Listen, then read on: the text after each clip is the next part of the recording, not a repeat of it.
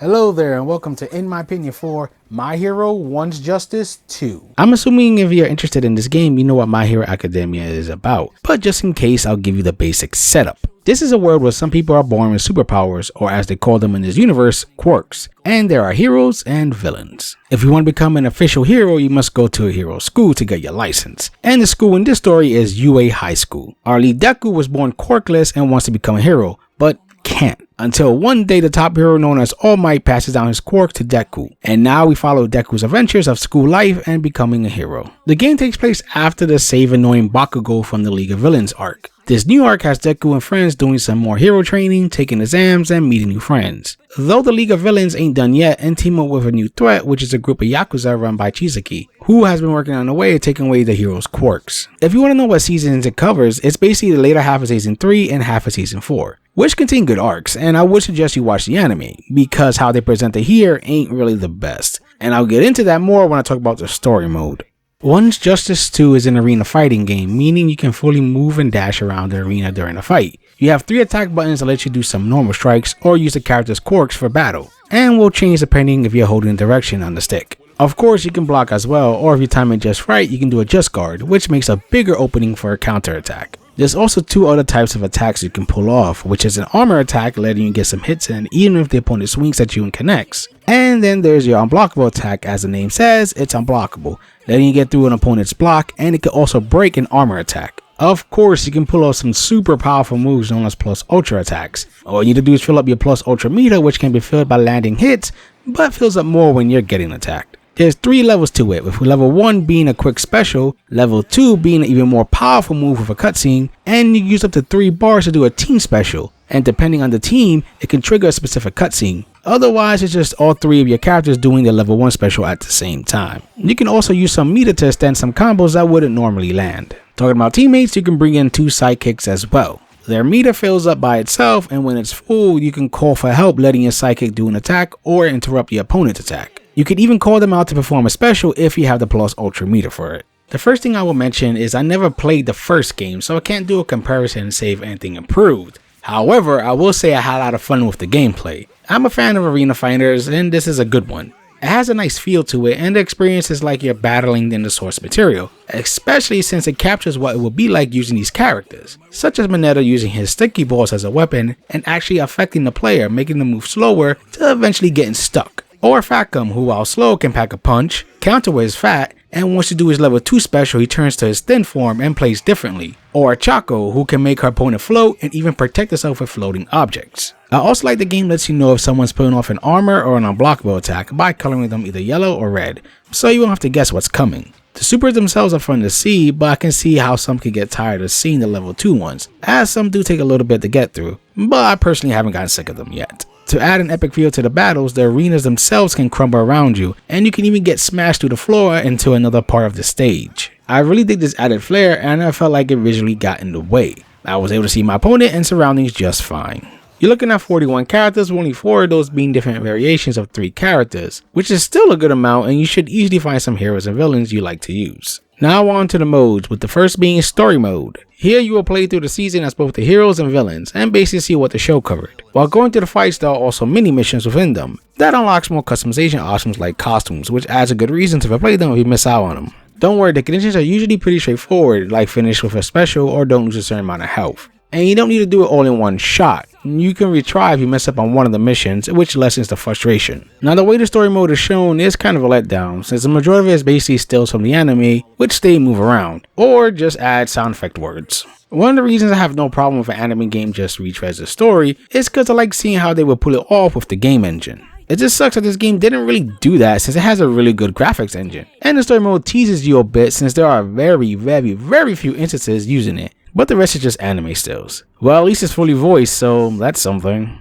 Next is mission mode, where you'll be spending a good amount of your single player time. When you start, you'll have your very own little headquarters, and if you're not digging the background picture, you can always change it, which is neat. In this mode, you don't have access to every character at first, and the only character you start with is Powered Legs Deku. To recruit more characters, you must pay for them using in-game money that you have been earning by pretty much playing anything. So if you did story mode before this, you should have more than enough cash to buy some characters. Now the main goal of every mission you tackle is simple, which is to beat everyone on the board before any of the area health which is below them reaches 0. Whenever you move or fight someone, a turn goes by decreasing the area health, and the game lets you know how much each character takes away. I do like that if the time runs out during a fight, the game doesn't pull some BS and refills your opponent's health. If they had one hit left, then it's staying that way when you try to fight them again. And as you complete missions, brand new ones open. In some missions, there are also power-ups on the map that can help you out, like healing, since you don't regain any health after each fight. You can also find out what ability cards each character on the board have before fighting them.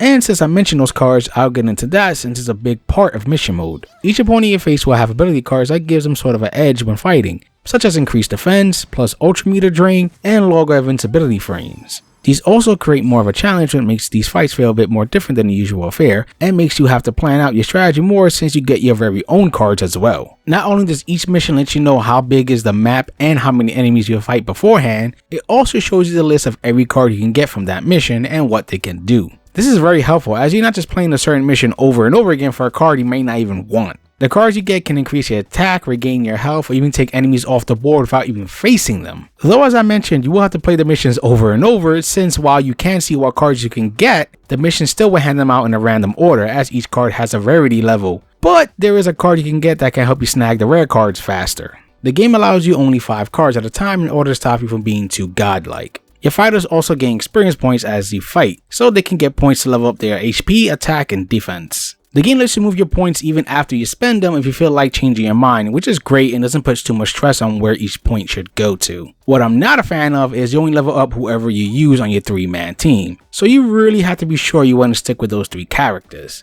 They should have just let any character who's in the recruiter pool get experience as well so you can mess around with more characters, since your only option to leveling up weaker characters is to keep one strong character while keeping 2 weaker characters as sidekicks.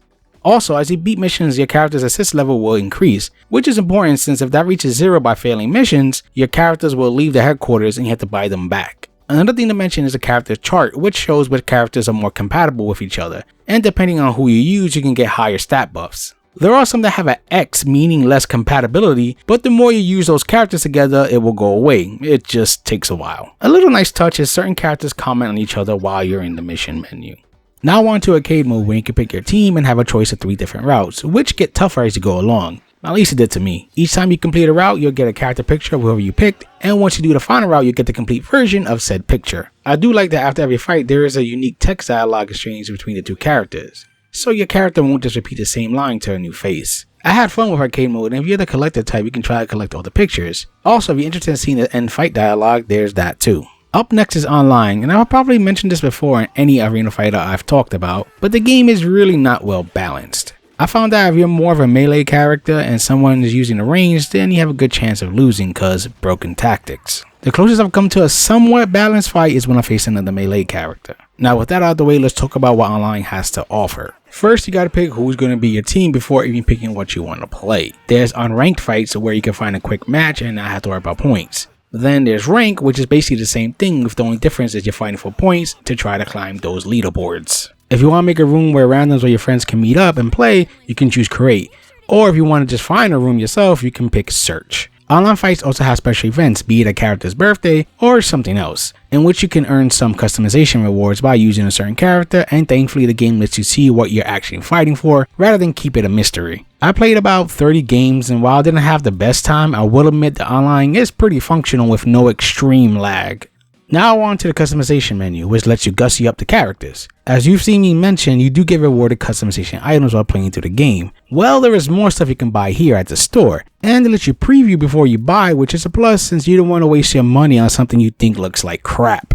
Besides just buying different outfits, you can also buy separate items for different parts of your body, like your head and legs, letting you go nuts with it. They also let you know where you can unlock some of the non-purchasable items, which is helpful. Another really interesting aspect to decking out your character is each character has voice lines you can buy, and not just the general blanket ones for your intro and such. As there are some character specific lines that can be bought, so depending who you're fighting, the lines will be different. There's even match starting drama dialogue that can be bought, which will have your character have a monologue about who they're fighting. It's just a nice personal touch that adds more flavor to the game. It looks like you're prepared. It doesn't seem like this will go how I did during the provisional license exam, but I will not excuse inappropriate behavior. Do you understand me, Minetta? You can have 3 costume presets that you can mess around with, and it's all pretty easy to set up. While this all sounds great, there is some nagging flaws in the customization stuff. First is that it doesn't work in mission mode, which makes no freaking sense since you're facing opponents that are customized. And lastly, that you can't pick out a set outfit for your whole team, as only whoever you pick as the lead will change clothes. Which again sticks out because you can clearly see by the mission mode that you should be able to do this. I wanted to color coordinate my squad and now I can't, which makes me sad. You can also customize your online player card here as well, with the stuff you unlock while playing. Other moves we got here is the straightforward versus, which you can face a friend or a CPU. There's also another option where you can have a local friend use their sidekicks to help you fight. You can also do this online as well, but good luck on finding a match for that. You have a training mode where you can train. In the past update, they added a photo mode where you can pick up to 4 characters and pose them how you want. And they even have some graphics to mess around with to make the perfect picture. Lastly, there's the gallery where you can see the cutscenes from the story mode, pictures you've unlocked, and hear the in-game music as well as all the voice lines you've bought. I think the game looks great and I really think it captures the anime. Everything is bright and colorful and the characters themselves are well designed and animated and look like their anime counterparts. As I mentioned before, I like the destructible arenas as it adds to the spectacle of the ongoing battle and it never gets in the way of my view. Same goes for all the big explosions and other visual pleasing effects like the manga letters that pop up during certain attacks and interactions. The menus themselves are also pretty interesting as instead of just regular old menus, each one is represented, animated, and voiced by a certain character. Also, if you customize any of those characters, their looks mostly reflect that, and I appreciate all these little touches. Speaking of voices, One Justice 2 is dual audio, though the odd thing is the English dub was added later on as a surprise, which is a first as far as I know. I was super happy about this, and they don't sound bad either. I wouldn't mind if other games I release sub only try this more often. When it comes to the technical stuff, I did notice some odd frame drops that sometimes happen during the character's intro and outro parts. It happens sometimes during fights as well, but that's way more rare. You want to know why heroes wear capes? So we can wrap them around helpless girls in pain, to let them know we'll protect them! I have to watch him closely. If I'm gonna beat him, I've got to predict his next move! You won't lay another finger on her! I'm taking you both down right now! Listen to me, Chisaki! This is over! I've been having a great time with this game, especially as a fan of the series. The gameplay is fun and smooth and I think it really captures each character well. Not to mention, it has a good roster. While the story mode is a disappointment in how it was handled, and the online while functional is unbalanced, I was still kept busy with the other modes. I'm still in the middle of mission mode as I have the need to collect every card, and I'm having fun even with the level up negative. I also enjoy going through the arcade ladders with my customized characters, and since you keep unlocking yourself just by playing pretty much any mode, it always feels like you're getting something. Replay value really depends if the mission mode and the arcade ladders sound like something you would enjoy playing a lot. Then of course there's the online option if you want to jump to that. So far I think I got a good amount of gameplay just from the single player stuff, and I plan to put in even more time. Like I said, I can't compare this part to the last game, but if you are a fan of the series and always wanted to play as some of the heroes and villains, I can say this is not a bad outing. So fire up your quarks and get ready to fight. I hope you enjoy my thoughts in this game, and for gamer's sake, keep gaming.